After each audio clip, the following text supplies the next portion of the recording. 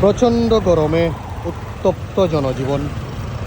এই মুহূর্তে সিলেটে 33 থেকে 34 ডিগ্রি সেলসিয়াস তাপমাত্রা চলমান রয়েছে। প্রচণ্ড গরম উপেক্ষা করে অনেকেই বাসা থেকে বের হয়েছেন। যেহেতু আজকে সপ্তাহের ছুটির দিন, সেজন্য আসলে মানুষ অনেকটাই রাস্তার মধ্যে নেই বললেই চলে।